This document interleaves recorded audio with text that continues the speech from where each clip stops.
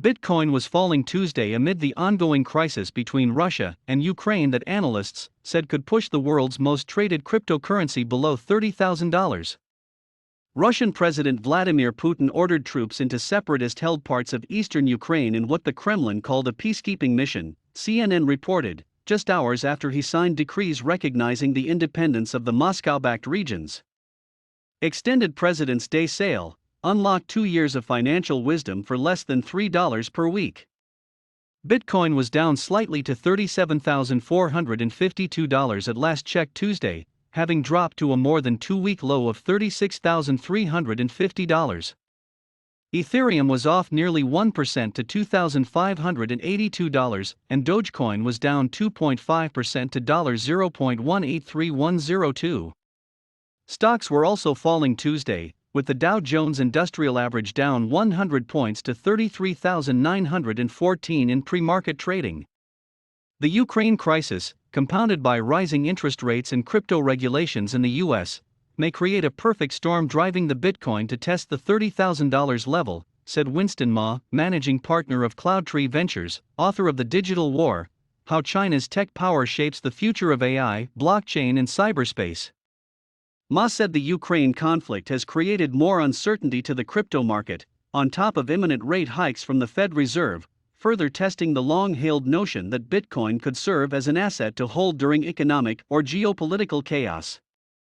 So far, Bitcoin crypto assets are acting more like high-growth tech assets, with the cryptocurrency continuing to move in lockstep with growth-sensitive, risk-on assets like equities, he said.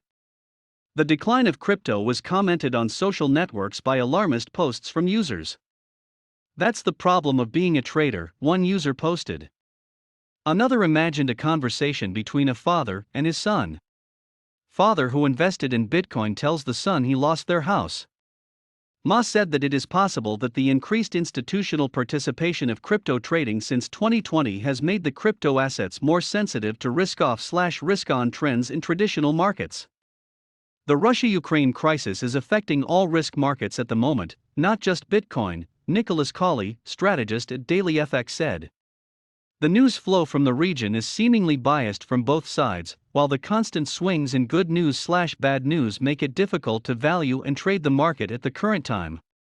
Until this changes, it is difficult to see any reason to trade Bitcoin from either the long or the short side, Cawley said, adding that from a technical perspective, the break below support at $39,600 has left Bitcoin vulnerable to further losses. This negative outlook is also backed up by the market's take on recent good news, he said. Cawley said that recent news that Ukraine is in the process of legalizing Bitcoin, the Fidelity launch of a Bitcoin ETF in Europe, and stories that BlackRock, the $10 trillion asset manager, is preparing to offer cryptocurrency support for its customers, would normally give the space a push higher, but this hasn't been the case. Cawley said that it looks like Bitcoin is going to continue to drift sideways with a marginal bias to the downside until the conflict in Eastern Europe is resolved. Bitcoin is an unwilling participant in the volatility that is hitting all risky assets from Russia-Ukraine tensions, Edward Moya, senior market analyst for the Americas with Oanda.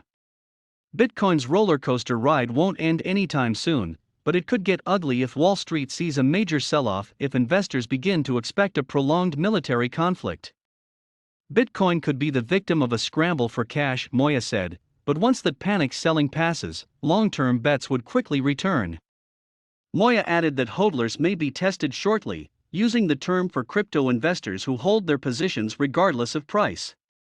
As we look ahead to a new trading week with a serious fundamental cloud overhead, there are many assets that face significant volatility and directional variability depending on what world leaders decide, said John Kicklighter, chief strategist at DailyFX. However, my first consideration for markets starts with a simple assessment of liquidity and chronology. If a military action happens over the next week, most major capital markets will be closed, Kicklighter said.